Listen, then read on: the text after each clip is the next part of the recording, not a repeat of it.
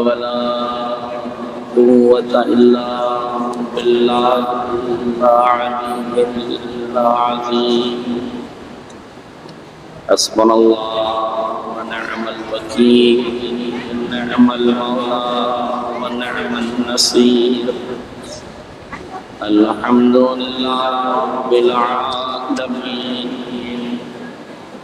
والصلاة والسلام على أشرف الأنبياء والمرسلين هو الذي صاحب التاج والمعاد والبراق والعلم دافع البلاء والوباء والآت والمرض والألم اسمه مكتوب مرفوع منقوش في الله والقلم جسمه مقدس معبر مطهر منور بالبيت والحرم وصلى الله على سيد الثقلين ونبي الحرمين وإمام القبلتين محبوب رب المشرقين والمغربين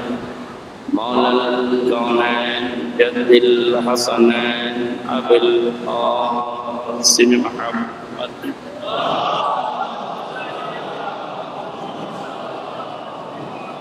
وعلى آل بيته الطيبين الطاهرين المعصومين المظلومين ولعنة الدائمة الباقية على أعدائهم أجمعين من الآن إلى قيام يوم الدين أما بعد فقد قال الله حكيم في كتابه المجيد بسم الله الرحمن الرحيم ولا تحسبن الذين قتلوا في سبيل الله أمواتا بل أحياء عند ربهم يرزقون صلى الله عليه وسلم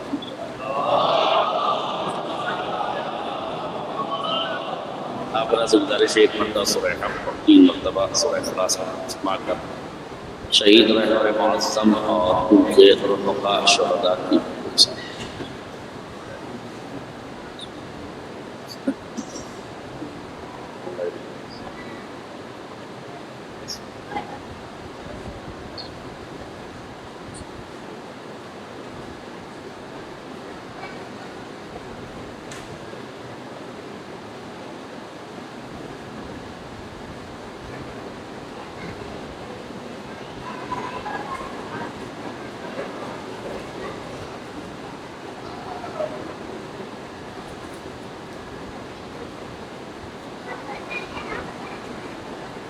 حضرات گرامی اقدار بزرگان ملت دوستان عزیز شعراء کرام مجلس شہید ملت شہید امت رہنور معظم کے حوالے سے ہے میں گرچہ آپ کی اس دیار محبت میں پروگرام بڑا پروگرام ہو چکا ہے اس میں آپ نے بھرپور طریقے سے شرکت بھی کی ہے اور پورے ہندوستان میں اس پروگرام کو سراہا یہ آپ کے خلوص اور آپ کی محبت اور آپ کی بلا کے جذبے کا آئینہ دار ہے اس کے باوجود بھی کہ چہلم کا نقص پھر پروگرام رکھنا یہ نور علی نور اور محبت علی محبت کا عنوان ہے بہرحال کیونکہ شہید کی مجلس ہے اس لیے میں نے جس آیہ کریمہ کو عنوان سخن قرار دیا ہے وہ بھی عظمت شہید کو بیان کرتی ہے وَلَا تَحْسَبَنَّ الَّذِينَ قُتِلُوا فِي سَبِيلِ اللَّهِ أَمْوَاتًا دیکھو جو لوگ راہ خدا میں قتل کر دیے گئے ہیں انہیں ہرگز یہ گمان بھی نہ کرنا کہ وہ مردہ ہے بل احیاء عند ربہم یرزقون بلکہ وہ زندہ ہیں اور اپنے پروردگار کے ہاتھ سے رزق پاتے ہیں اس مزاج کی ایک دوسری آیت بھی ہے جو کہتی ہے بسم اللہ الرحمن الرحیم وَلَا تَقُولُوا لِمَنْ يُقْتَلْ فِي سَبِيلِ اللَّهِ أَمْوَاتٌ جو لوگ راہ خدا میں قتل کر دیے گئے ہیں انہیں مردہ نہ کہنا بل احیاء ولکن لا تشعرون وہ زندہ ہیں لیکن ان کی حیات جاویدانی کا تمہیں شعور نہیں ہے اس کا مطلب یہ ہے کہ عظمت شہید سمجھنے کے لیے بھی قوم کے پاس شعور کا ہونا ضروری ہے بے شعور ملتوں کی سمجھ میں شہیدوں کی عظمت بہرحال نہیں آ سکتی۔ توجہ فرمائیے گا، دیکھیے موت دو طرح کی ہوتی ہے، موت بظاہر دو طرح کی ہوتی ہے۔ ایک موت یہ ہے کہ خود موت بندے کا انتخاب کرتی ہے، اور یہی موت رائج ہے، یہی موت رائج ہے، یہی موت آج تک چل رہی ہے، اور دنیا میں یہی ہوتا ہے کہ موت بندے کا انتخاب کرتی ہے۔ توجہ کیجیے گا، موت بندے کا انتخاب کرتی ہے، جس کو چاہتی ہے لے جاتی ہے، جس کو چاہتی ہے جتنی مہلت دے دیتی ہے۔ جانا سب کو ہے، موت سب کو آنا ہے، کل نفس ذائقۃ الموت، ہر نفس کو موت کا ذائقہ چکھنا ہے۔ ان کنتم فی بروج مشیدہ، اگر تم مضبوط قلعوں میں بھی بند ہو جاؤ تب بھی تمہیں موت اپنے دامن میں سمیٹ لے گی۔ قل ان الموت الذی تفرون منہ فانہ ملاقیکم، جس موت سے یہ بھاگ رہے ہیں ان سے کہو کہ اس سے بھاگنے کی ضرورت نہیں ہے، وہ جب چاہے گی تمہیں لپک لے گی، جب چاہے گی تم سے ملاقات کر لے گی۔ اس لیے یاد رکھنا، اس دنیا میں جو آیا ہے اسے جانا ہے، انا للہ و انا الیہ راجعون، ہم اللہ کے لیے ہے اور ہمیں اللہ کی بارگاہ میں پلٹ کے جانا ہے۔ افحسبتم انما خلقناکم عبثا وانکم الینا لا ترجعون، کیا تم نے یہ گمان کر لیا ہے کہ تم بیکار پیدا کیے گئے ہو اور تمہیں ہماری بارگاہ میں پلٹ کر نہیں آنا ہے؟ اس کا مطلب یہ ہے کہ موت آنا ہے، سب کو آنا ہے، مگر یاد رکھیے گا موت کی ایک قسم یہ ہے کہ موت بندے کا انتخاب کرتی ہے، اور دوسری صورت یہ ہے کہ موت بندے کا انتخاب نہیں کرتی ہے۔ ایک انسان اپنے ارادے کے ساتھ حیات کی دہلیز پہ قدم زن ہوتا ہے اور وہ خود اپنے لیے موت کا انتخاب کرتا ہے۔ محسوس کیجیے گا، موت بندے کا انتخاب نہیں کرتی ہے بلکہ خود بندہ موت کا انتخاب کرتا ہے۔ چونکہ حالات تھوڑے سے بگڑے ہوئے ہیں زمانے کے، اور جوان ڈپریشن میں جا رہے ہیں، اور اس وقت پہلے تو نہیں تھا کہ شیعہ سماج میں بھی خودکشی کے مناظر دکھائی دے رہے تھے، لیکن اب ڈپریشن میں جاتے ہوئے لوگوں کو دیکھا جا رہا ہے کہ خودکشی ہو رہی ہے، کہیں نہ کہیں اکا دکا کیس ہی ہے، تو چاہتے ہیں کہ اس بار بھی اس بات کی طرف بھی متوجہ کر دیا جائے۔ تو انتخاب انسان جب موت کا کرتا ہے تو وہ بھی دو طرح کا انتخاب ہے، یعنی جب موت کا انتخاب خود انسان کرتا ہے تو دو صورتیں ہیں، کبھی انسان زندگی سے پریشان ہو جاتا ہے، کبھی حالات سے پریشان ہو جاتا ہے، کبھی سماج سے پریشان ہو جاتا ہے، کبھی عشق میں ناکام ہو جاتا ہے، کبھی قرضداروں کی وجہ سے پریشان ہو جاتا ہے۔ نتیجہ یہ ہوتا ہے کہ زندگی سے عاجز آ کر موت کا انتخاب کرتا ہے، خودکشی کر لیتا ہے، اور اس خودکشی کو شریعت میں ہلاکت کہتے ہیں، اور اس ہلاکت کا ٹھکانہ جہنم ہوتا ہے۔ اور فرمائیے گا، ہلاکت ہمیشہ ہلاکت جہنم میں لے کے جاتی ہے۔ اب مجھے نہیں معلوم کہ وہ کیوں کہہ رہا تھا کہ علی نہ ہوتے تو میں ہلاک ہو جاتا۔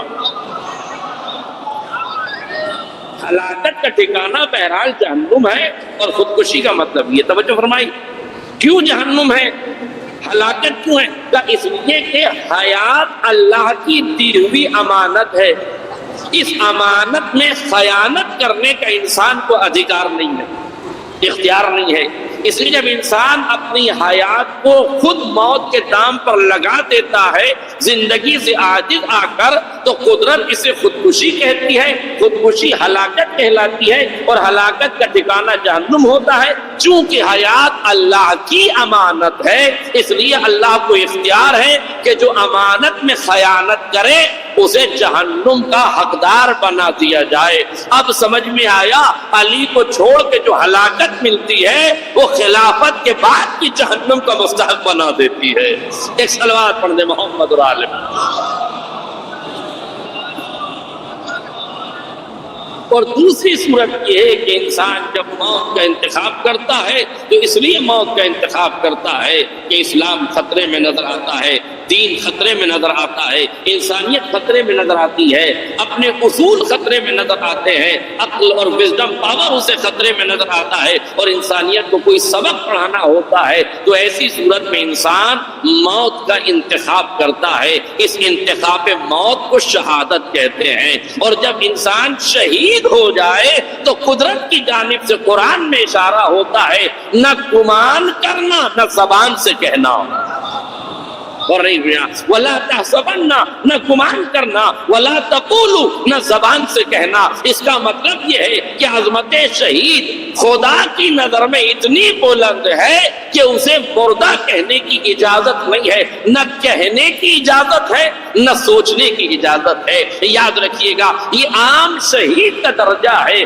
جو قرآن نے بتایا ہے، جو قرآن میں بتایا گیا ہے، اور روایت کی لفظ بھی یہی ہے کہ جب انسان شہید ہوتا ہے تو شہید کے لہو کا پہلا قطرہ جب زمین پر گرتا ہے تو پروردگار عالم اس شہید کے گناہوں کو معاف کر دیتا ہے، اسے طیب و طاہر بنا دیتا ہے، اسے پاکیزہ بنا دیتا ہے۔ بات واضح ہو رہی ہے کہ نہیں؟ شہید کے جسم کا کہ لہو کا پہلا قطرہ زمین پر گرتا ہے، اور وہ جیسے ہی زمین پر گرتا ہے یہ شہید پاک ہو جاتا ہے۔ تو اتنا فرق تو عام شہید میں اور سید الشہداء میں ہونا ہی چاہیے۔ عام شہید کا لہو زمین پر گرتا ہے تو شہید پاک ہوتا ہے، حسین کا لہو جس خاک میں گرتا ہے وہ خاک بھی طیب و طاہر ہو جاتی ہے، وہ خاک بھی پاک و پاکیزہ ہو جاتی ہے۔ اور صرف پاک و پاکیزہ ہی نہیں ہوتی،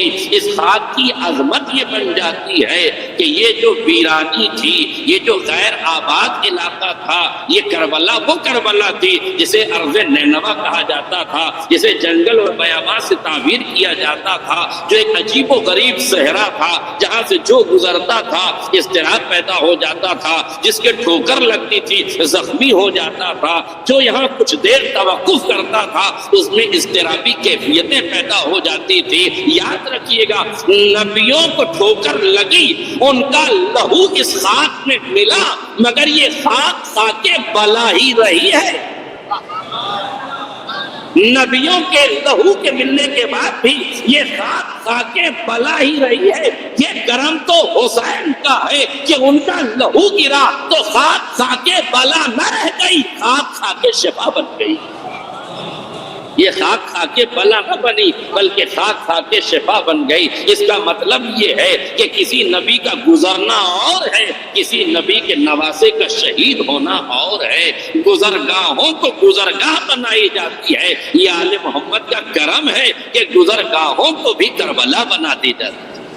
اور یہی عظمت ہے شہید کی کہ جب شہید کا لہو کسی ریگزار پر گرتا ہے تو پھر وہ جنگل نہیں رہ جاتا، پھر وہ بیاباں نہیں رہ جاتا، پھر وہ صحرا نہیں رہ جاتا، وہ علاقے آباد ہو جاتے ہیں۔ جہاں کبھی بارش نہیں ہوتی ہے وہاں موسلادھار بارشیں ہونے لگتی ہے۔ اس کا مطلب یہ ہے کہ شہید کا لہو اثر انداز ہوتا ہے۔ اب سمجھ میں آیا، اگر کائنات کے ہر فرد سے پوچھئے، کسی شیعہ سے پوچھئے کہ تمہیں سکون کہاں چاہیے تو وہ کہتا ہے کائنات میں سکون صرف کربلا میں ملتا ہے، صرف سکون کربلا میں ملتا ہے۔ اب سمجھ میں آیا، جہاں شہادت سے پہلے پریشانی تھی وہاں آسانی ہے، جہاں اضطراب تھا وہاں اطمینان ہے، جہاں بے چینی تھی وہاں سکون ہے۔ اب سمجھ میں آیا، شہید کہتے ہی اسے ہیں جو کائنات کو سکون عطا کرتا ہے۔ زمین پر لہو گرے تو زمین کو سکون ہو جائے، لہو کے چھینٹے قوموں میں پڑے تو قوموں کا شعور بیدار ہو جائے، قوموں کا شعور بیدار ہو جائے۔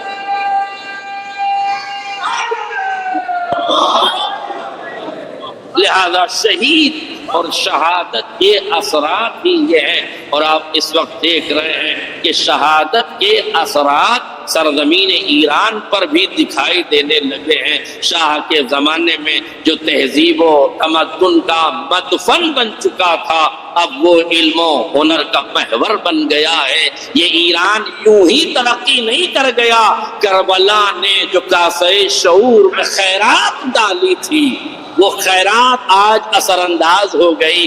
کربلا نے ایران کے کاسہ شعور میں جو سرمایہ ڈالا تھا، آج اس سرمایہ کی برکتیں کائنات میں دکھائی دے رہی ہیں۔ آذربائیجان کے 17 ڈیم سوکھ چکے تھے، مگر شہید کی عظمت کا قرینہ یہ قرار پایا کہ قدرت نے موسلادھار بارش کر کے بتایا، تم شہادتیں دیتے رہو، ہم برکتیں نازل کرتے رہو۔ اگر اہل قرآن ایمان لے آئے لفتحنا علیہم برکات من السماء والارض، اگر لوگ ہم پر حقیقی معنوں میں ایمان لے آئے تو ہم زمین اور آسمان کے خزانے کھول دیں گے۔ آپ دیکھ رہے ہیں آسمان سے موسلادھار بارش ہو رہی ہے، زمین سے یورینیم نکل رہا ہے۔ یہ اس بات کی دلیل ہے کہ یورینیم نہیں ہے بلکہ ایران کے لیے خزانہ ہے جو عطا کیا جا رہا ہے۔ یہ ہرمز کا علاقہ نہیں ہے بلکہ کائنات کو بتایا جا رہا ہے پانی کو زمانے سے قبضے میں تھا، اب حالات دیکھ کے ہم نے قبضہ جما لیا ہے۔ اب حالات دیکھ کے ہم نے قبضہ جما لیا ہے۔ یہ تو تاریخ بتائے گی کہ گھوڑا لے کے کون بھاگتا ہے، پیڑا لے کے کون بھاگتا ہے۔ ایک صلوات پڑھ دے محمد عالم۔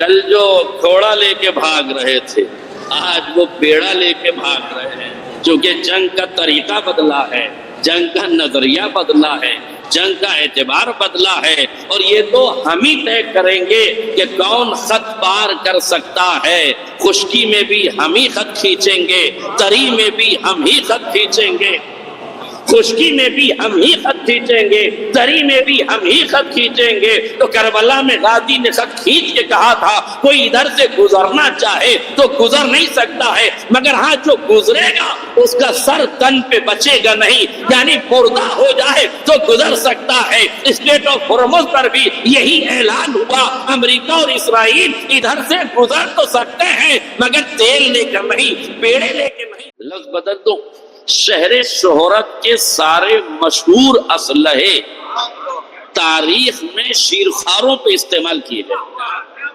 آج میرا جملہ واضح ہو جائے، آپ غور فرمائیے طاقت کا توازن کیسے بگڑا۔ اس دور کا سب سے بڑا تیر انداز، اور تیر انداز کی طاقت روایت میں ملتی ہے کہ جب تیر چلاتا تھا تو لوہے کی 7 چادریں چیرتا ہوا اس کا تیر ہدف پہ جا کے لگتا تھا۔ یہ تو خاصیت تھی تیر انداز کے بازوؤں کی طاقت کی۔ جو تیر اپنے ترکش سے نکالا تھا اس ترکش میں نہ جانے کتنے تیر ہوں گے، مگر ان تیروں میں جو سب سے مشہور تیر تھا، ایک لفظ کہہ دوں اس دور سے جڑ جائیے گا، اس زمانے کا جو سب سے بڑا ٹیکنالوجی کے اعتبار سے سہ شعبہ تیر تھا، بچوں کو سمجھانے کے لیے کہہ دوں تیر سہ شعبہ یعنی ترشول نما تیر، شاید بات واضح ہوئی۔ ترشول دیکھا ہے نا، ترشول نما تیر، اس تیر کو کہتے تھے تیر سہ شعبہ۔ تو دنیا کا اس وقت کا سب سے بڑا تیر انداز ہرملا، اس دور کا سب سے بڑا ہتھیار تیر سے شعبہ۔ حیرت یہ ہے کہ کربلا میں جو استعمال کیا گیا تو شیرخوار کے خلاف، اب تو دنیا نے اتنا تو دیکھ لیا کہ طاقتیں جوانوں سے نہیں الجھتی، علی والوں کے بچپنوں سے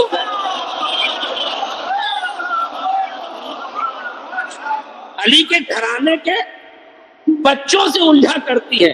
کہ قرآن سے لفظ استعارتاً لے کے تاریخ کو تاریخ سے ملا کے کہہ دوں، یعنی شجر خبیثہ کے لوگ شجر طیبہ سے الجھتے ہیں تو لاتے کیا ہے؟ سب سے بڑا طاقتور ہوتا ہے، سب سے بڑا تیر انداز ہوتا ہے، سب سے عظیم اس کے پاس تیر ہوتا ہے، پھر وہ استعمال کرتا ہے شجر طیبہ کے ششماہے پر۔ اب سمجھ میں آیا، سب سے پہلے امریکہ نے، اسرائیل نے جو حملہ کیا اس کا سب سے بڑا میزائل تھا ٹوماہوک۔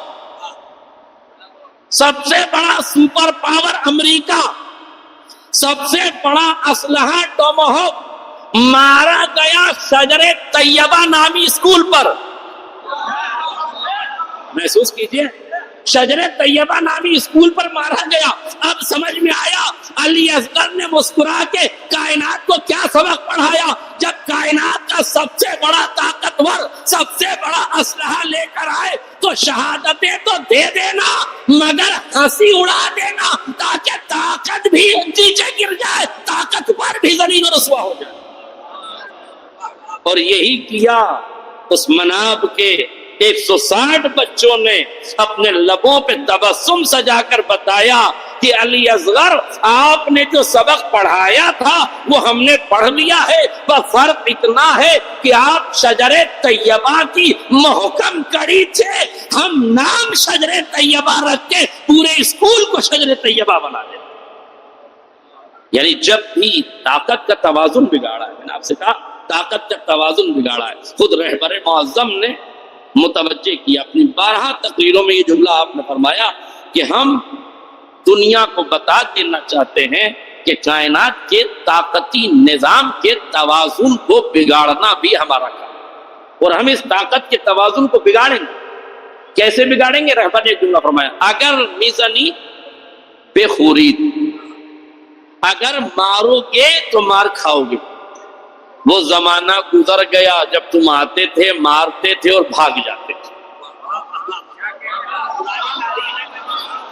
تم آتے تھے، مارتے تھے اور بھاگ جاتے تھے، اور یہ سوچتے تھے کہ کوئی پکڑنے والا نہیں ہے.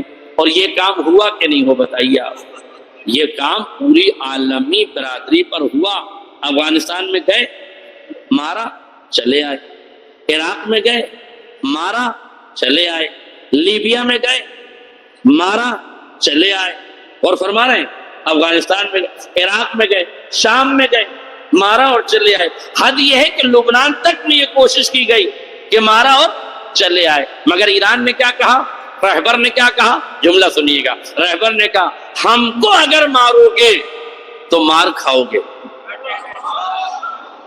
ہم پر اگر حملہ کرو گے تو حملے کا جواب شدید حملے سے دیں گے. اور یہ بھی کہا رہبر نے کہ اگر تم ہم پر ایک حملہ کرو گے ہم 10 حملے کریں گے. نہیں توجہ کی. ہم نے دنیا کی راجنیتی کا نظام، طاقت کا توازن، دشمن کی سوچ کو بدل دیا ہے. اب تک تم یہ کرتے تھے کہ 9-10 یورپین ممالک جمع ہوتے تھے، 10-15 یورپین ممالک جمع ہوتے تھے، عراق پر حملہ کیا، ناٹو کا سہارا لیا، عراق پر حملہ کیا، چلے گئے. لیبیا پہ حملہ کیا، اپنے خلیفوں کو اعتماد میں لیا اور چلے گئے. عراق پہ حملہ کیا، چلے گئے. افغانستان پر حملہ کیا. اب تک پورا یورپ یہ کر رہا تھا، 10-15 ملک ملتے تھے، ایک ملک کو مارتے تھے، بھاگ جاتے تھے. رہبر نے جملہ دیا، خبردار ایران کی طرف نظر نہ اٹھانا، تم 15 مل کے ایک کو مارتے تھے، ہم اکیلے مل کر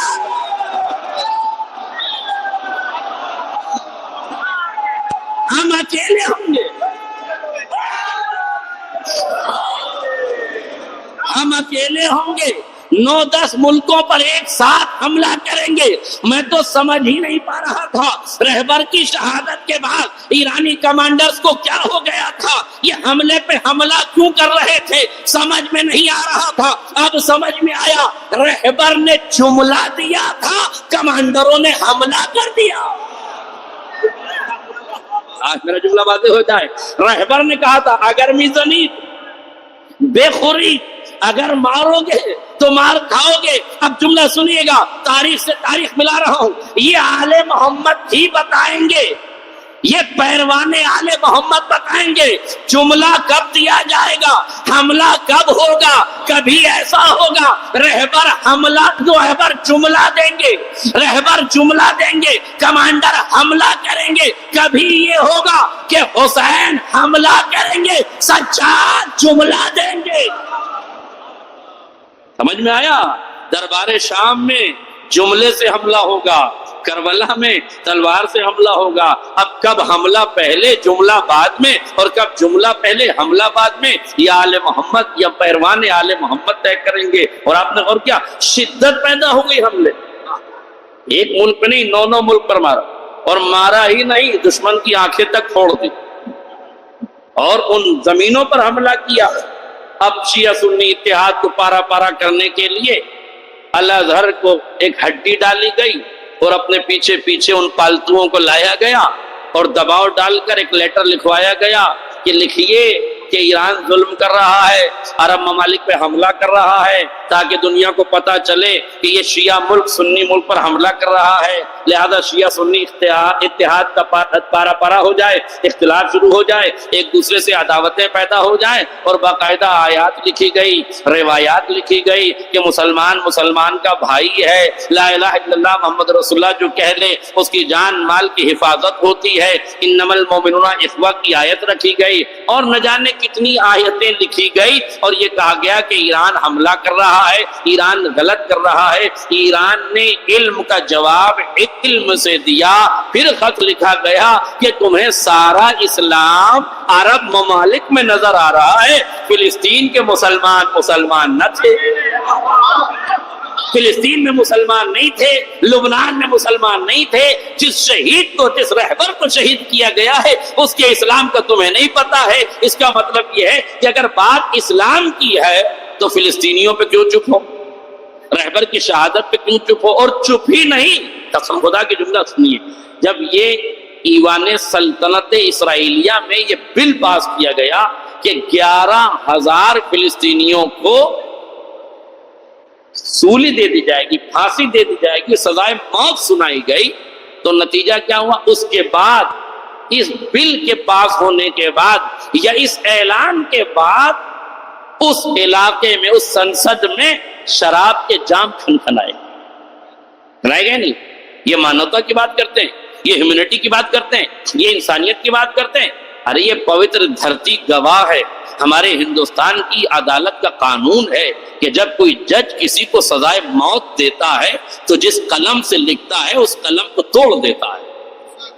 بھئی کیوں قلم کو توڑ رہے ہو؟ مجرم کو سزا دی ہے کہ جس قلم سے سزا لکھی جاتی ہے اس قلم کو جینے کا ادھیکار نہیں ہے، اس کی نب توڑ دینی چاہیے۔ تو کوئی تو ایسا ہونا چاہیے تھا جو یہ کہتا 11,000 کی موت کا اعلان ہو رہا ہے اور تم شراب کے جام کھنکھنا رہے ہو۔ کم سے کم الازہر کو تو بولنا چاہیے تھا، دیوبند سے تو کسی دیو کو نکلنا چاہیے تھا، علمی مرکزوں سے تو کوئی اٹھنا چاہیے تھا جو یہ کہتا کہ یہ کون سی ناانصافی ہے۔ مگر اٹھا تو ایران اٹھا، بولا تو ایران بولا، بولا تو ذوالفقاری بولا، ذوالفقار کے لہجے میں بولا، ابراہیم کے لہجے میں ابراہیم ذوالفقاری بولا۔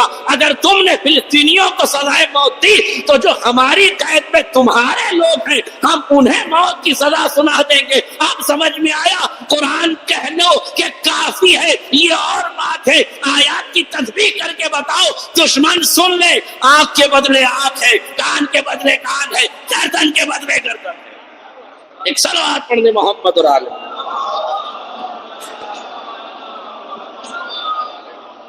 آج اللہ در سے بیان صادر ہو رہا ہے کہ حملہ کیا گیا۔ کہاں حملہ کیا گیا؟ ایران نے بہت خوبصورت جواب دیا، محسوس کریں۔ منصف مزاج مسلمانوں کو یہ بات سمجھ لینا چاہیے، میں اندھ بھکتوں کی بات نہیں کرتا، میں آل سفیان کی بات نہیں کرتا، میں آل سعود کی بات نہیں کرتا، چونکہ آل سعود اور آل سفیان کا اسلام سے کوئی تعلق نہیں۔ بس چونکہ ہمیں تکفیری کہنے کی اجازت نہیں ہے اس لیے ہم تکفیری تو نہیں کہہ سکتے، مگر یہ کہہ سکتے ہیں کہ ان کا اسلام سے کوئی تعلق نہیں۔ بن سلمان کا اسلام سے کوئی تعلق نہیں، اور جہاں وہ کھڑا ہے صحیح جگہ کھڑا ہے۔ بن سلمان جہاں کھڑا ہے بالکل صحیح جگہ کھڑا ہے۔ اگر یہ یہاں نہ کھڑا ہوتا تو ہمیں شک ہوتا، اگر یہ فلسطین کا ساتھ دیتا تو ہمیں پوچھنا پڑتا، اگر یہ ایران کا ساتھ دیتا تو ہمیں پوچھنا پڑتا کہ مولانا کیسی باتیں کرو، کیسی باتیں نہیں، تاریخ گواہ ہے۔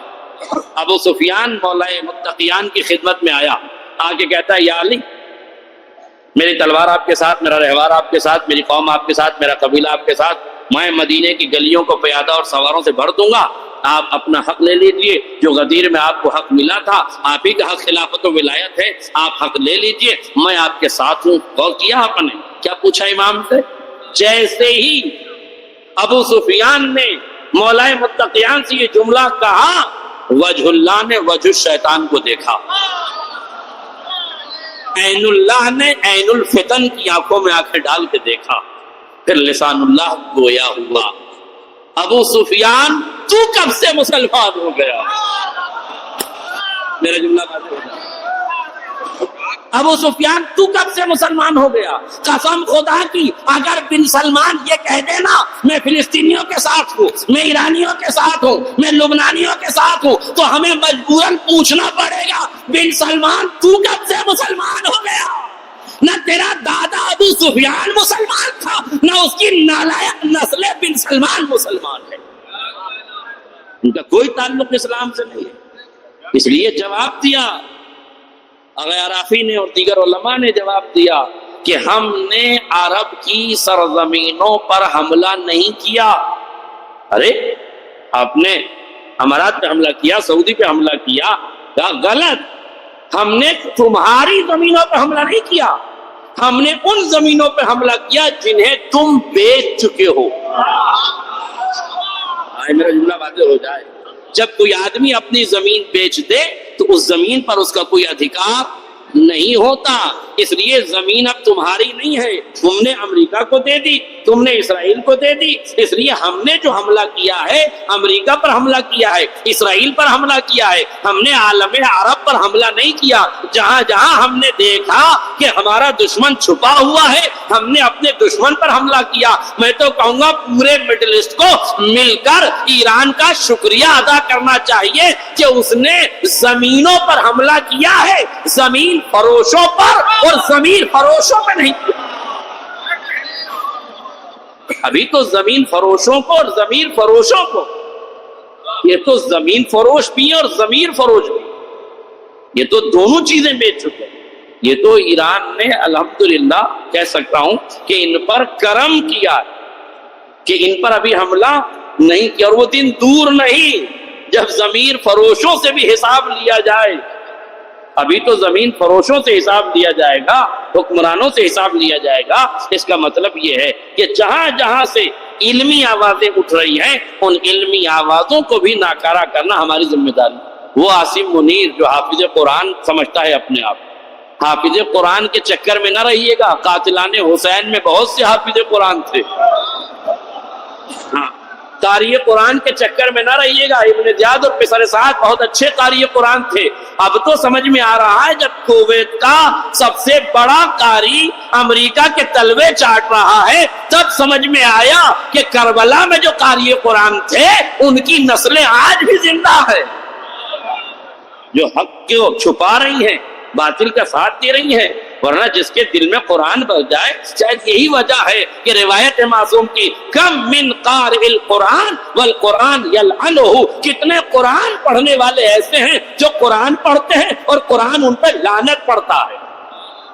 نہیں توجہ کی، قرآن ان پر لعنت پڑتا ہے۔ مجھے تو مسلمانوں پہ تعجب ہے، یہ قرآن پڑھتے ہیں، قرآن ان پہ لعنت پڑتا ہے۔ یہ نماز پڑھتے ہیں اور نماز میں کہتے ہیں غیر المغضوب علیہم ولا الضالین، پروردگار مغضوب کے راستے پہ نہ چلانا، پروردگار ضالین کے راستے پہ نہ چلانا۔ پانچوں وقت بھاگتے ہیں، تیزی سے بھاگتے ہیں اور یہ کہتے ہیں مغضوب کے راستے پہ نہیں، ضالین کے راستے پہ نہیں۔ بڑی مصیبت ہے، نماز میں کہتے ہو مغضوب نہیں چاہیے، ظالمین نہیں چاہیے، مگر اپنے ملک میں امریکہ کو بھی بیچ دیتے ہو، اسرائیل کو بھی بیچ دیتے ہو۔ کبھی صحیح بخاری سے پوچھو تو صحیح کہ مغضوب کس کی شان میں ہے، ظالمین کس کی شان میں ہے۔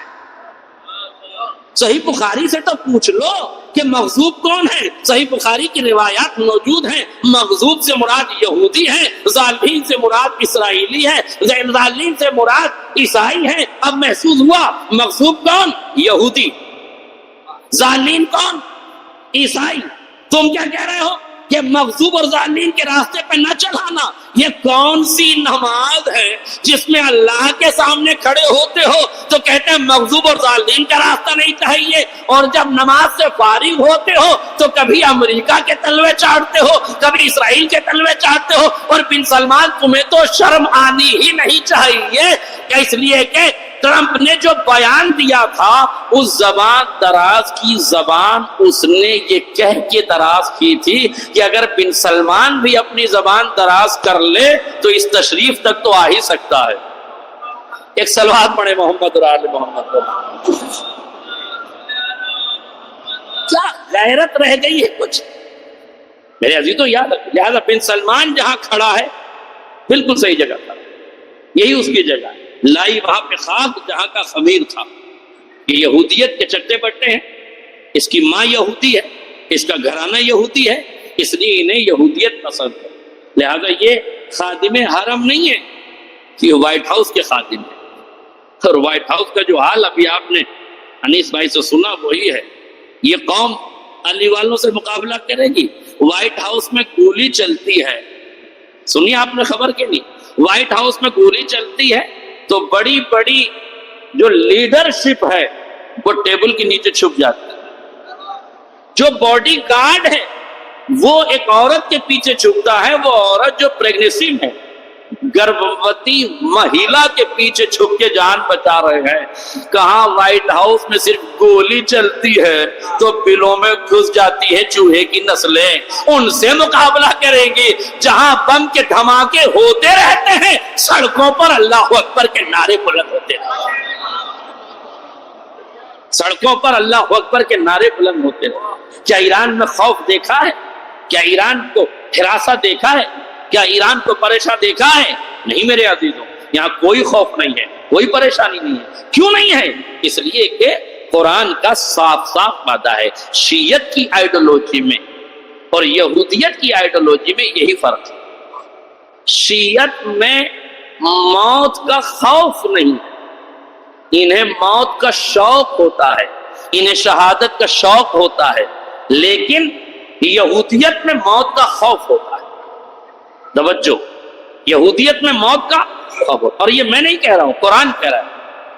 قل یا ایھا الذین ھادوا ان زعمتم انکم اولیاء للہ من دون الناس فتمنوا الموت ان کنتم صادقین. اے پیغمبر ان یہودیوں سے کہہ دو کہ اگر یہ اپنے گمان میں, اپنے دعوے میں سچے ہیں تو ان سے کہو کہ یہ تمنائے موت کریں. اگر یہ اللہ کے ولی ہیں, اگر اللہ کو دوست رکھتے ہیں تو یہ تمنائے موت کریں. توجہ کیجئے گا, قرآن نے یہ تو بتا دیا کہ موت کی تمنا کا عاشق ہی ولی خدا ہوتا ہے, تو پھر ولی فقیہ کی ذمہ داری تھی کہ نہیں کہ وہ پوری زندگی یہ کہتا رہے اللہم ارزقنا الشہادہ, اللہم ارزقنا الشہادہ. حق تھا ولی فقیہ کا کہ لبوں پہ تمنائے شہادت کو سجاتا, اور حق تھا قدرت کا کہ جب کوئی مومن دعا کرے تو اس کی تڑپ, اس کے طلب کو تڑپ میں بدل دے اور تڑپ کو قبول کر دے. اب رہبر شہید نہیں ہوئے ہیں, ان کے شجر تمنا پر شہادت کا شیریں ثمر کھلا ہے. ان کے شجر تمنا پر یہ شہادت کا شیریں ثمر کھلا ہے. یہ متوجہ کیا اللہم ارزقنا الشہادہ. جب شہیدوں کی نماز جنازہ پڑھاتے ہیں تو کہتے ہیں اللہم الحقنا بہم, پروردگار تو ان شہیدوں سے ملحق کر دے, پروردگار مجھے راہ شہادت کو مستقیم کر دے, مالک میرے کاسہ گدائی میں رزق شہادت عطا کر دے. یہ کون ہے جو کاسہ گدائی پھیلا کر مالک و مختار کی بارگاہ میں رزق شعور بانٹنے والا اپنے کاسہ شعور میں شہادت کا تبرک مانگ رہا ہے؟ کیا اس شخصیت کا مقابلہ کیا جا سکتا ہے؟ کیا اس شخصیت کے بارے میں کچھ کہا جا سکتا ہے جس نے اپنے ہاتھوں سے اپنی موت کا انتخاب کیا؟ کیونکہ یہ موت نہیں ہے, بلکہ وہ جانتے ہیں کہ یہ جو شہادت ہے نا, یہ ظاہراً لمحاتی تلخی ہے, مگر اس کے باطن میں ابدی حیات موجود ہے, ابدی راحت موجود ہے.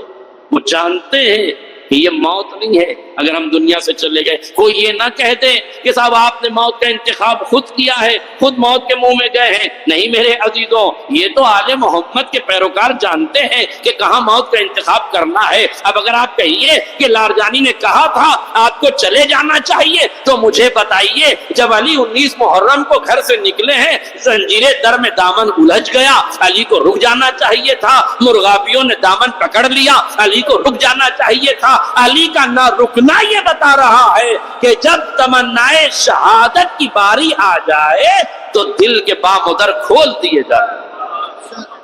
یاد رکھیے گا، جب فرشتہ اجل جام شہادت لے کر آ جائے تو چھپا نہیں جاتا ہے بلکہ آگے بڑھا جاتا ہے۔ اب سمجھ میں آیا، اگر کل علی کا آگے بڑھنا نہ سمجھ میں آیا ہو تو جملہ کہنا چاہتا ہوں، علی گھر سے نکلتے ہیں، زنجیر در میں دامن الجھ جاتا ہے، ابا کا دامن الجھتا ہے، علی چھڑا کے آگے بڑھتے ہیں، مرغابیاں راستہ روکتی ہیں، مولا چھڑا کے آگے بڑھتے ہیں، مسجد میں پہنچتے ہیں، شہادت کا انتظام ہو چکا ہے، علی آگے بڑھ چکے ہیں۔ کوئی یہ نہ کہے کہ علی نے شہادت کا انتخاب کیا، یقیناً علی نے اپنی موت کا انتخاب کیا، مگر علی جانتے ہیں کہ آج شہادت کا دن ہے۔ اب یہ علی والے بتائیں گے کہ کب شہادت لینا ہے، کب حیات لینا ہے، وہ حیات کس کام کی جس کے عوض میں حیات جاویدانی مل جائے۔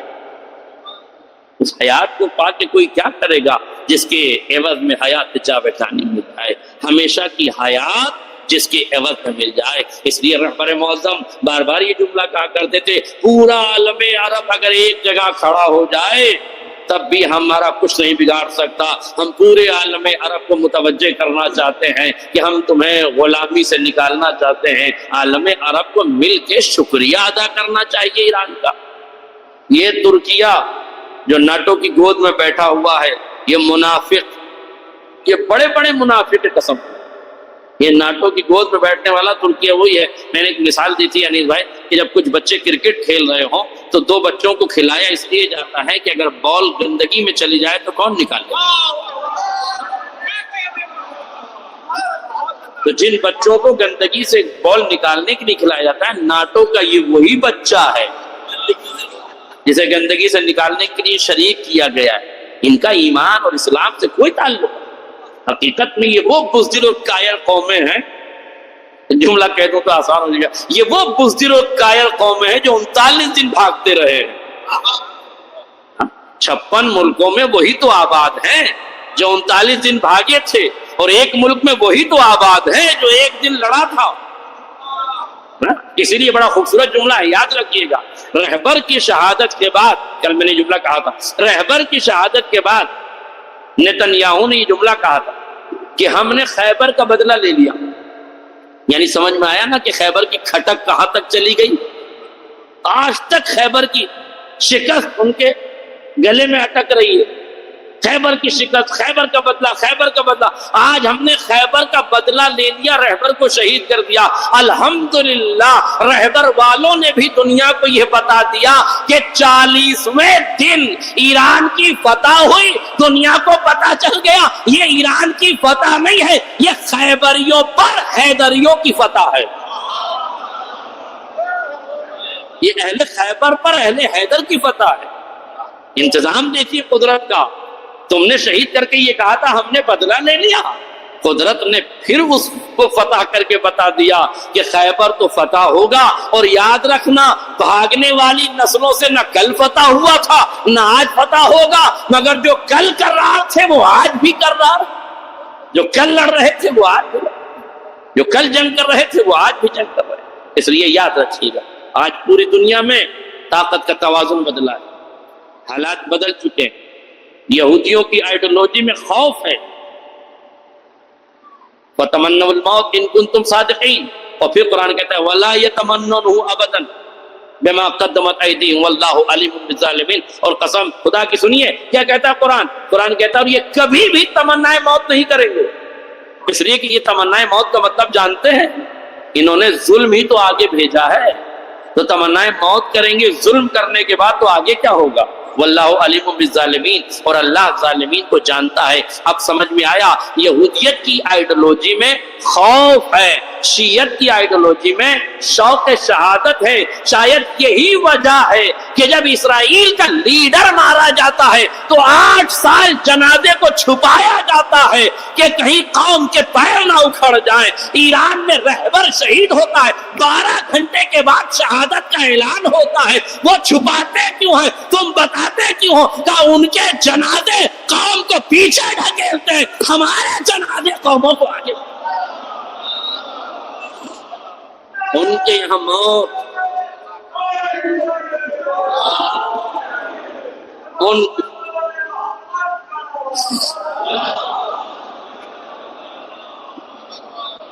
کے یہاں موت خوف کی علامت، ہمارے یہاں موت شوق شہادت کی علامت۔ اور آپ دیکھ لیجئے جیسے جیسے، اور یاد رکھیے گا شہادت کا ایک اثر، اور سن لیجئے گفتگو تمام، اس شہادت کا منظر پس منظر پورا آپ سمجھ لیجئے، چونکہ آپ جڑے ہوئے ہیں عصر رواں کے حالات سے، اور اس وقت ماشاءاللہ بچہ خبریں سن رہا ہے، کسی سے سارے حالات پتہ ہے، مجھے صرف ٹچ دینے کی ضرورت ہے حالات سے۔ شہادت سے پہلے کا منظر شیعت کی آئیڈیولوجی سمجھ لیجئے گا اور یہودیت کی آئیڈیولوجی سمجھ لیجئے گا۔ شیعت کو شہادت کا شوق ہے، ٹھیک، یہودیت کو موت سے خوف، یہی ہے نا، اور ہونا بھی چاہیے، چونکہ ان کی موت ہلاکت ہے، ہماری موت شہادت ہے۔ ہلاکت کا ٹھکانہ جہنم ہے، شہادت کا نتیجہ جنت ہے، واضح ہے نا؟ تو اس لیے ذرا سا تھوڑا سا اس تاریخ کو پڑھتے ہوئے ایران کے حالات کے لیے شہادت سے پہلے کے کچھ حالات دیکھ لیجیے۔ شہادت سے پہلے ایران کی رجیم چینج کرنے کی کوشش کی گئی، اور اہل علم بیٹھے ہوئے ایک جملہ کہہ دوں کہ عربی کے رجیم نے فارسی کی رجیم چینج کرنے کی کوشش کی، صحیح توجہ کی، اور نتیجہ یہ ہوا کہ خود کی ہی رجیم چینج ہو گئی، ہے نا؟ تو حالات آپ کے سامنے آئے، رجیم چینج کریں گے، کیسے چینج کریں گے صاحب؟ کہا ایران کے اندر فساد پیدا کر دیا، ہاں ایران میں فساد پیدا ہو گیا، قتل و غارت گری ہونے لگی، مساجد جلائی گئی، سڑکوں پہ قتل عام ہوا، ہے نا؟ بالکل داعش کے قتل کے طریقے پر قتل عام ہو رہا تھا، سر کاٹے جا رہے تھے، سروں سے فٹ بال کھیلی جا رہی تھی، غذا گیہوں کے لوٹے جا رہے تھے سامان کو، ہے نا؟ یہ سارے حالات تھے۔ نتیجہ کیا تھا؟ اس سازش کے پیچھے موساد اور امریکہ کا مقصد یہ تھا کہ ایران ٹکڑوں میں بدل جائے، قوم میں انتشار پیدا ہو جائے۔ سیاست یہ تھی کہ لوگ ایک دوسرے سے الگ ہو جائیں، ٹھیک؟ امریکہ اور اسرائیل کا ایوان سلطنت متحد تھا اس بات پر، قوم ایک جگہ کھڑی تھی، سانسد ایک جگہ کھڑے تھے، سیاست مدار لوگ ایک جگہ کھڑے تھے، صحافی اور تجزیہ نگار ایک جگہ کھڑے ہوئے تھے۔ دونوں ملکوں کی پوری قوتیں، ہر قسم کی اکنامیکل پاور، انٹیلیجنس پاور، ہے نا، ہر طرح کی قوت اکٹھی تھی۔ ایران میں ہر طرح کی پاور کو ڈسٹروائے کیا گیا تھا، بات سمجھ نہیں؟ افراد جدا ہو جائیں، قومیں بکھر جائیں، لوگ قتل عام ہو جائے، مسجدیں جلا دی جائیں، ایران کا پرچم تک نظر آتش کر دیا گیا، ہے نا؟ یہ سارے کام ہوئے کہ نہیں ہوئے؟ یہ سارے کام ہوئے شہادت سے پہلے۔ جو قوم ایک جٹ تھی اسے بکھیر دیا گیا، یہی کیا گیا۔ جو قوم ایک جٹ تھی اسے سیاست کے ذریعے، موساد کے ذریعے، سازشوں کے ذریعے، اسلحوں کے ذریعے، ایلن مسک کی ویب سائٹ کے ذریعے، ہے نا، چاروں طرف سے ایران کو ٹکڑوں میں بانٹا گیا۔ بانٹنے والے ملک ایک جگہ کھڑے تھے، طاقتیں ایک جگہ کھڑی تھی، سنسد میں لوگ ایک جگہ کھڑے تھے، فوج ایک جگہ کھڑی تھی، کمانڈر ایک جگہ کھڑے تھے، سب ایک زبان ہو کر ایران کی رجیم چینج کرنا چاہتے تھے۔ جب حالات سنوار نہ سکے تو رہبر کو شہید کر دیا، حملہ کر دیا۔ اب سوچا تھا کہ ایران کے حالات بگڑ جائیں گے، مگر محسوس کیجئے گا جیسے ہی رہبر شہید ہوئے بکھری ہوئی قوم سمٹ گئی۔ نہیں توجہ کی، بکھری ہوئی قوم سمٹ گئی، سارے قبائل اکٹھا ہو گئے، سارے افراد جو منتشر تھے ایک ہو گئے۔ وہ امریکہ اور اسرائیل جو ایک جگہ کھڑے تھے رہبر کی شہادت کے بعد ٹکڑوں میں بدل گئے۔ کمانڈر کچھ کہہ رہا ہے، ٹرمپ کچھ کہہ رہا ہے، نتنیاہو کچھ کہہ رہا ہے، سنسد کچھ کہہ رہی ہے، پبلک کچھ کہہ رہی ہے۔ جو ایران بدلنے آیا تھا اس کے اپنے ملک میں لاکھوں کی تعداد میں بغاوت کر دی۔ اب سمجھ میں آیا جہاں موت کا شوق ہوتا ہے وہاں بکھری ہوئی قوم سمٹ جاتی ہے، جہاں موت کا خوف ہوتا ہے سمٹی ہوئی قوم بکھر جاتی ہے۔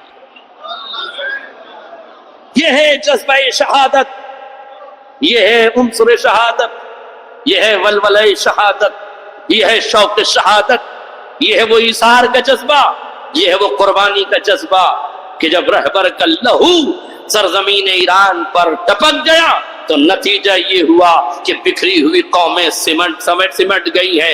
अपनों में जो बिगड़ गए थे उन्होंने पशेमानी का इजहार किया है। अब ईरान में रहबर के दफ्तर में फोन कर करके कह रहे हैं हमें माफ कर दीजिए, हमें माफ कर दीजिए, हम दुश्मन की साजिश का हिस्सा हो गए थे, हम दुश्मन की चाल में आ गए थे, हम दुश्मन के जाल में आ गए थे। अब समझ में आया शहादतों का असर क्या होता है। बिखरी हुई कौम को जो समेट दे वो शहीद का लहू होता है, और सिमटी हुई ताकत को जो दुश्मन की बिखेर दे वो भी शहीद के लहू का असर। ये है शहीद के लहू का असर जो कायनात को, दुनिया को दिख रहा है।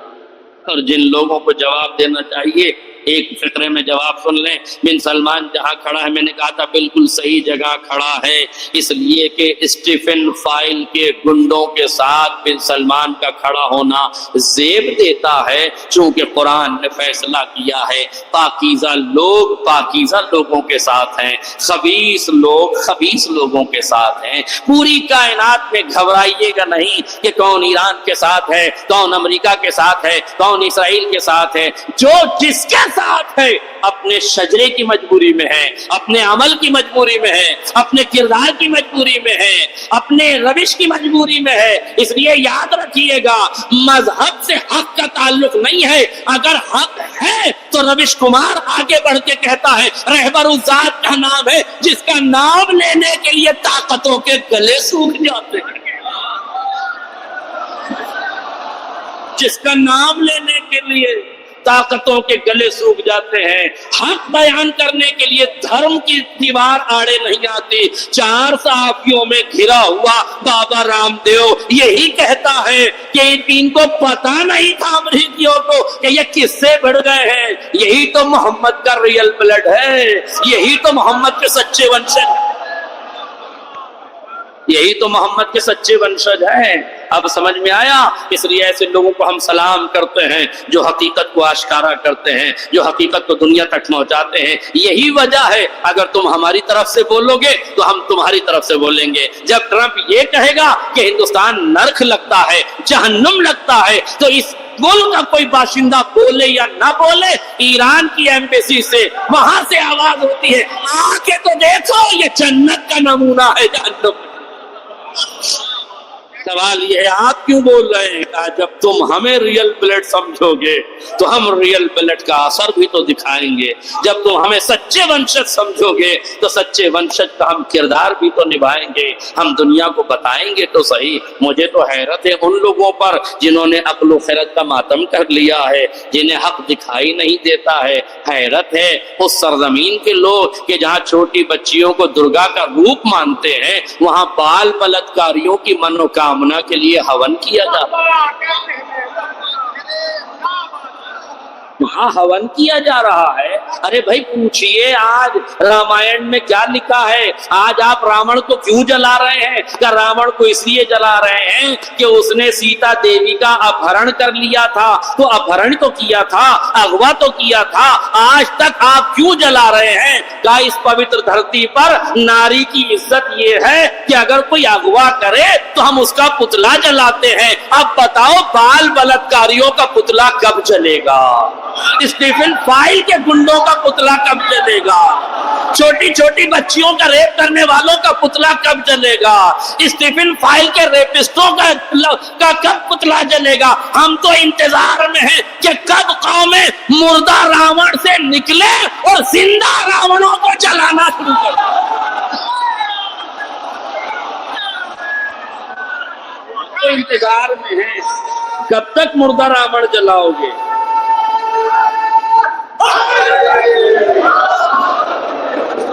आओ हमारे साथ, हम 9 रबीउल अव्वल को जिंदा रावण जलाते हैं।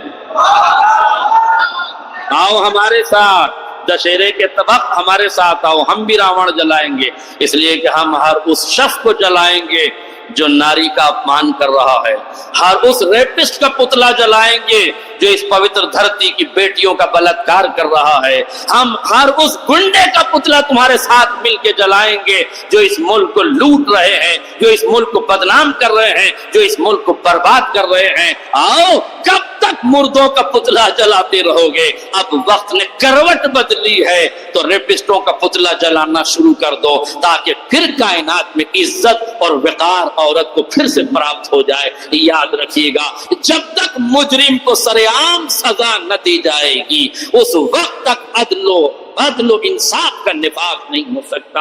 हर समाज की जिम्मेदारी है कि अगर उस समाज में कोई बुरे लोग हैं तो उनका बाइकआउट किया जाए, उनको समाज से उनका बहिष्कार किया जाए। जब तक मुजरिमों का समाज से बहिष्कार ना होगा, अदलो इंसाफ का बोलबाला ना होगा। एक बेहतरीन समाज बनाने के लिए, एक अच्छा समाज बनाने के लिए जिनाकारों को सजा दिलवाना जरूरी है, बाल बलात्कारियों को सजा दिलाना जरूरी है, स्टीफन फाइल के गुंडों को अब सजा दिलवाना जरूरी है। इसलिए नेतन्याहू और डोनाल्ड ट्रंप का पुतला हर दशहरे पर और हर 9 रबीउल अव्वल को जलना चाहिए, ताकि दुनिया को पता चले कि इज्जतों को इज्जत दोगे तो इज्जत होगी, इज्जतों की इज्जत नीलाम करोगे तो जिल्लत के साथ पुतला जलाया जाए। जब हक की आवाज बुलंद हो जाए, बातिल के नक्कार खाने खामोश हो जाएंगे, अदल व इंसाफ आगे बढ़ेगा, मानवता सच्चाई की जीत होगी। वास्तविकता की जीत ही आलम इंसानियत और मानवता को आगे बढ़ाने का रास्ता है। इसलिए ये मजलिसों का पैगाम यही है कि इन मजलिसों में कोई सियासी तकरीरें नहीं होती है, किसी पार्टी और किसी की पॉलिटिक्स को हवा नहीं दी जाती है। इन मजलिसों में हुसैन के मकसद की आबियारी की जाती है, इन मजलिसों में हुसैन के बयानात की आबियारी की जाती है। यहाँ छतें उड़ाने का मतलब मजलिस की कामयाबी नहीं है, यहाँ कासे गदाई में इल्म लेके जाने का मतलब मजलिस की कामयाबी है। मियार बदल दीजिए, गलत फहमी है कि छतें उड़ जाए तो मजलिस कामयाब है, हुल्लड़ हंगामा हो जाए तो मजलिस कामयाब है, शोर शराबा हो जाए तो अशरा कामयाब है। शोर से अशरा कामयाब नहीं होता, शऊर की बेदारी से अशरा कामयाब है। खामोश बैठे रहिए मगर इल्म के उजाले लेके जाइए, कायनात के अंधेरों पर निगलते चले जाइए तो अशरा कामयाब है। गलत फहमी है कि हमारा अशरा अंजुमन बाजी से कामयाब होगा, अंजुमन बाजियों से अशरे कामयाब नहीं होते, अंजुमन साजी से अशरे कामयाब होते हैं। खतीब को खतीब के लड़वाने से अशरे कामयाब नहीं होते, रियाकारियों से अशरे कामयाब नहीं होते, अशरे कामयाब होते हैं इखलास की नजर में, इखलास के नतीजे में। अगर पूरा सुल्तानपुर मिल के कहे अशरा कामयाब नहीं है और जहरा कह दे कामयाब है, सैयदा कहते कि अशरा कामयाब है, तो नजरें न झुकाना, परेशान न होना, दिल रंजीदा न करना, कभी ना खातिर न करना हमारा अशरा पिट गया, हमारा अशरा नहीं चला। अशरे नहीं पिटा करते हैं, आदतें पिटा करती हैं। अशरे नहीं नाकाम होते, वो बदनीयतें हैं जो नाकाम हुआ करती हैं। अशरा किसी का नाकाम नहीं होता, जिक्र अहले बैत कामयाबी की दलील है। अगर वही नाकाम हो गया तो कामयाबी किसे मिलेगी? नजरिया बदले, सोचने का अंदाज बदले, विचारधारा बदले, है ना? विकास करने के लिए विचार का बदलना जरूरी है। जब तक हमारे विचार नहीं बदलेंगे विकास नहीं होगा। इसीलिए लोगों के जब विचार नहीं बदलते तो विनाश को विकास के पैराए में डाल के पेश कर दिया जाता है, फसाद को ही इस्लाह का नाम दे दिया जाता है, लूटने ही को ईसार का जज्बा बना दिया जाता है। आप बताइए, जो खुद ही भिखारी हो औरों को वो क्या दे? ईसार किसे कहते हैं? आए सरजमीन ईरान से पूछे, ईसार किसे कहते हैं? आलू की रेड़ी लगा रहा है, छोटा सा बिजनेस है, आलू बेच रहा है, मगर तख्ती लगा के खड़ा हुआ है। अगर जंग से कोई मुतासिर है तो फ्री में आलू ले जा सकता है। कहाँ है आपदा में अवसर तलाश करने वाले लोग? यहाँ गैस वहां परेशानी हुई है, यहाँ 3000 5000 का सिलेंडर बिकने लगा। यह आपदा में अवसर तलाश करने वाली कौमें कभी कामयाब हो सकती हैं? अगर ट्रक वाला जा रहा है, मैंने अपनी आंखों से मंजर देखा, हाईवे पर ट्रक गुजरा और ट्रक के का एक्सीडेंट हो गया। यकीनन जिस बेदर्दी का एक्सीडेंट था उससे लग रहा था कि ना ड्राइवर बचा है ना कंडक्टर बचा है, दायरे के मर गया होगा। اور بری طرح سے گھائل ہوا ہو. 2 آدمی مر گئے اور قوم پیچھے سے سنترا لوٹ رہی. ہاں، ایک کوئی تھیلی بھر کے لے جا رہا ہے، کوئی رکشہ بھر کے لے جا رہا ہے، جس کو جتنا ملا لوٹ کے لے جا رہا ہے. یہ مانوتا کے سینے پہ مونگ دلنے والے افراد، ان اندھ بھکتوں سے آپ مانوتا کی تمنا کر سکتے ہیں؟ ایسے لوگوں سے شرافت کی امید کی جا سکتی ہے؟ کون سی مانوتا ہے کہ اگر کسی کا ایکسیڈنٹ ہو جائے تو ساتھ دینے کے بجائے اس کا مال لوٹ لیا جائے؟ اس کی جان تو گئی، اس کا مال بھی لوٹ لیا جائے. اس لیے میرے عزیزوں، بگڑے ہوئے سماج میں بگڑا ہونا کمال نہیں ہے، بگڑے ہوئے سماج میں سدھرا ہوا ہونا کمال. جھوٹوں کی بستی میں جھوٹ کمال نہیں ہے، جھوٹوں کی بستی میں سچ بولنا کمال. آج آپ دیکھیے میڈیا کے کھاتے میں وہ میڈیا والے جو الگ سے اپنے چینل چلا رہے ہیں وہ زیادہ پاپولر کیوں ہے؟ کہ جھوٹ کی دکان میں سچ کا سامان بیچنے والے کم ہی تو لوگ رہ گئے، جہاں ہر طرف سے جھوٹ پروسا جا رہا. کہہ نہیں کیا تھا انہوں نے کہ بنکر میں چھپ گئے رہبر، بنکر میں چھپ. ان کو بتاؤ کہ بنکروں میں بندروں کی نسلیں چھپتی ہیں، شیروں کی نسلیں مقتلوں میں کھڑے رہے. اور آج پورا ایران شیروں کی طرح مقتل میں کھڑا ہے کہ قربانیاں دینے کے لیے تیار ہے. کہ آئیں بس ایک جملہ اور بات تمام. یہ ایران ہے جس نے کربلا کو کتابوں سے نکال کر مقتل میں سجا کے رکھ دیا.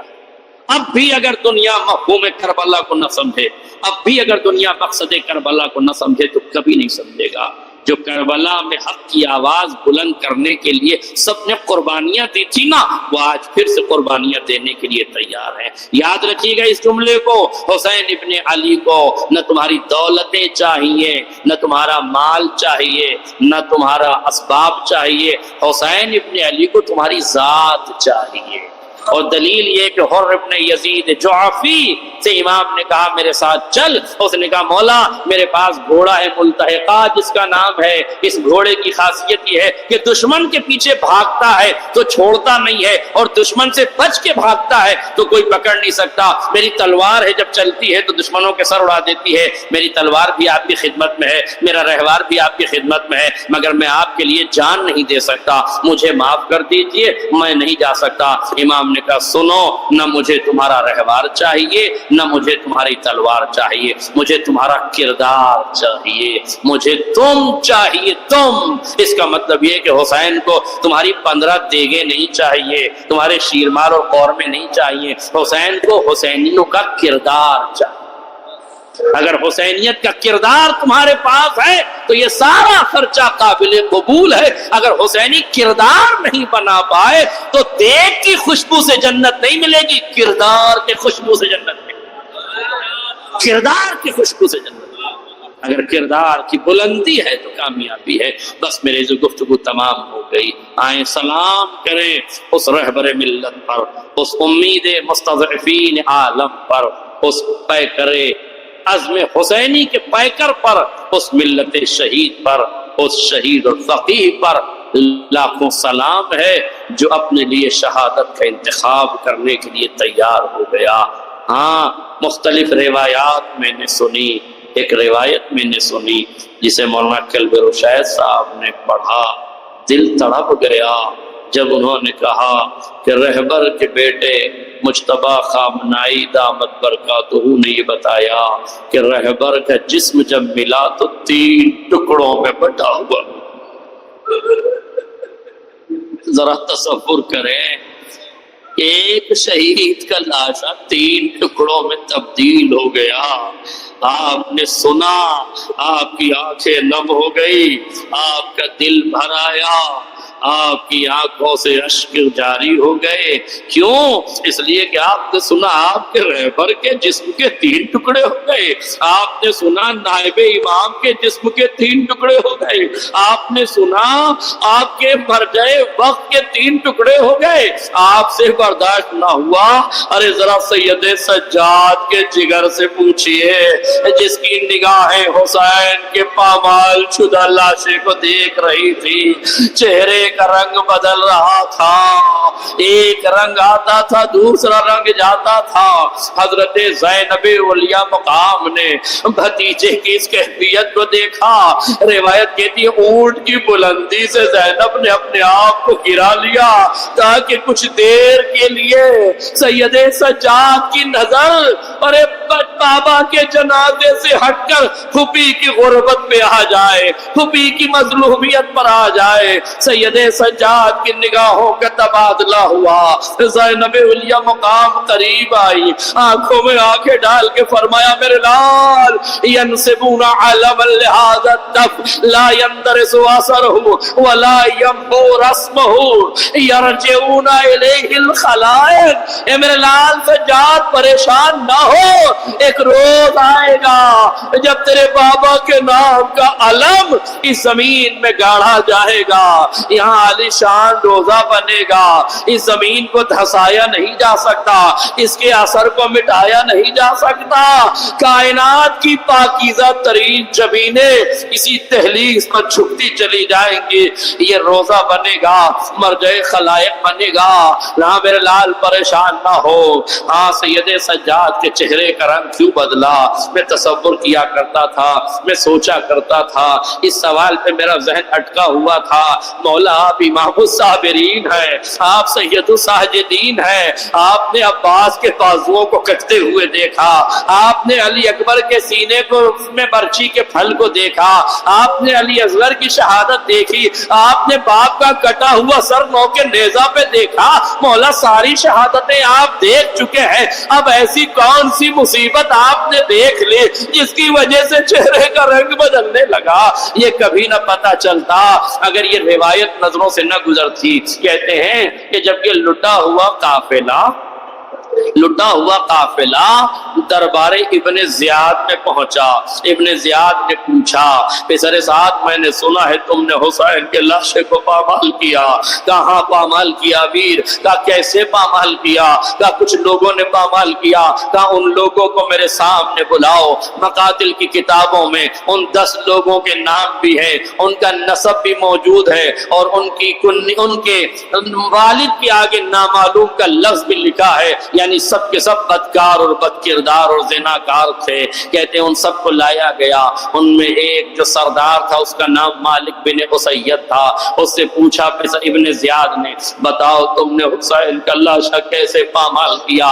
کہا امیر ہم نے پہلے حسین کے سر و تن میں جدائی کی، اس کے بعد ہم نے خیموں میں آگ لگائی، مال و اسباب ہم نے لوٹ لیا۔ کہتا ہے ہم اتنے تھک گئے تھے کہ آرام کرنے جا رہے تھے کہ پسر سعد کی آواز آئی ابھی نہ جاؤ، ابھی لاشوں کو پامال کرنا ہے، ابھی لاشوں کو پامال کرنا ہے۔ جیسے ہی لاشوں کی پامالی کی بات آئی نا، عرب کے غیرت دار قبیلوں کی غیرتیں بیدار ہونے لگی، ایک ایک قبیلہ آگے بڑھا، پسر سعد لاش کی پامالی قبیلے کی بے حرمتی ہے، ہم کو یہ گوارا نہیں ہے، پسر سعد ہم اپنے شہید کو، ہم اپنے مرنے والے کو پامال نہ ہونے دیں گے۔ لو اصحاب کے رشتہ دار آتے گئے، انصار کے رشتہ دار آتے گئے، روایت میں یہاں تک لکھا ہے آل محمد کے بھی ننہالی رشتہ دار آتے گئے، ایک ایک جنازے کو ہٹا لیا گیا، بچا تو ایک جنازہ جسے سیدوں نے چکیا پیس کے پالا تھا، حسین مظلوم کا جنازہ۔ روایت کہتی ہے ابن زیاد نے پوچھا کیسے تم نے حسین کے لاشے کو پامال کیا؟ کہ ہم 10 بھاری بھرکم جوان تیار ہوئے، 10 بھاری بھرکم گھوڑوں پہ سوار ہوئے، حسین کا لاشا رکھا، 10 گھوڑے سوار لاش حسین پہ دوڑائے جانے لگے۔ روایت کہتی ہے نحن رددنا صدر الحسین بعد الظہر، ہم نے حسین کو سینے کے بل لٹایا، حسین کی پشت پہ گھوڑے دوڑائے، جب پشت کی ہڈیوں کا چورا ہو گیا ہم نے جنازے کو سیدھا کیا، حسین کے سینے پہ گھوڑے دوڑائے۔ امام زمانہ فرماتے ہیں سلام اس جد مظلوم پر جس کے گھوڑوں کی ٹانگوں سے پسلیوں کو ایسے پامال کیا گیا، دائنی پسلیاں بائیں جانب، بائیں پسلیاں دائیں جانب آ گئی۔ جزاکم ربکم خیر الجزا۔ بس آخری فقرہ، روایت کہتی ہے ابن زیاد نے پوچھا ارے کب تک تم گھوڑے دوڑاتے رہے؟ قیامت کا دوسرا مصرع پڑھا مالک بن سید نے، وہ کہتا ہے کل یعبو بن شدید الاساد، ارے جیسے چکی کے دو پارٹوں میں گیہوں کا دانہ پیسا جاتا ہے۔ سید سجاد نے جب باپ کی پامال شدہ لاش دیکھی، آواز دی پپی اماں، دشمنوں نے نجس لاشیں دفن کر دیا، میرے بابا کا جنازہ خاک اور خون میں۔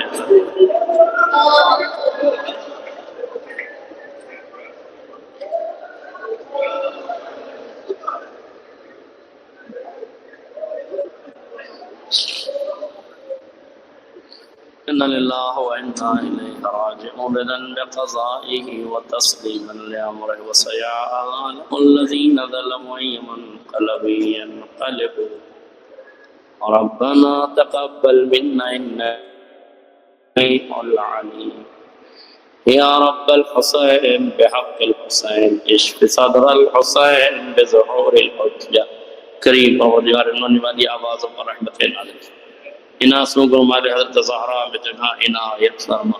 کریم پروردگار واسطہ محمد و آل محمد کا جہاں جہاں شیعان آل محمد ان کی جان مال عزت آبرو کی حفاظت فرما۔ کریم پروردگار جہاں جہاں شیعان اہل بیت آباد، کریم مالک ان علاقوں پر اپنی رحمتیں برکتیں نازل فرما۔ حاضرین کے رزق روزی میں برکتیں نازل فرما۔ کریم مالک حاضرین میں جو بیمار اور شفاء کاملہ عاجلہ عطا فرما۔ میرے مالک جو اس بزم حسینی میں دعائیں لے کر آئے، میرے مالک ان کی دعاؤں کو مقبول فرما۔ میرے مالک ایران کی حفاظت فرما۔ کریم پروردگار مجاہدین اسلام کی حفاظت فرما۔ دہشت گرد تنظیموں کو نصف و نابود فرما۔ مزارات مقدسہ کی حفاظت فرما۔ ملک عزیز ہندوستان کی حفاظت فرما۔ ملک عزیز ہندوستان میں ظلم کرنے والے ظالموں کو نصف و نابود فرما۔ کریم مالک واسطہ محمد و آل محمد کا آل سعود اور آل یہود کو نصف و نابود فرما۔ امریکہ اور اسرائیل جیسی ظالم طاقتوں کو نصف و نابود فرما۔ جنت البقیع میں عالی شان روزہ تعمیر فرما۔ مالک اور امتحان علی یوسف زہرا امام زمانہ کے ظہور میں تعجیل فرما۔ ہمیں ان کے انصار آوان خرجہ اپنا سے گزارش ایک مرتبہ سورہ حمد 3 مرتبہ سورہ اخلاص سما کر رہبر معظم اور ان کے رفقاء شہداء اہل خانہ اور جملہ مومن مومنات کی روح کو بالخصوص جن مومنین نے مجلس اعلیٰ منعقد کی ان کے مرحومین کے لیے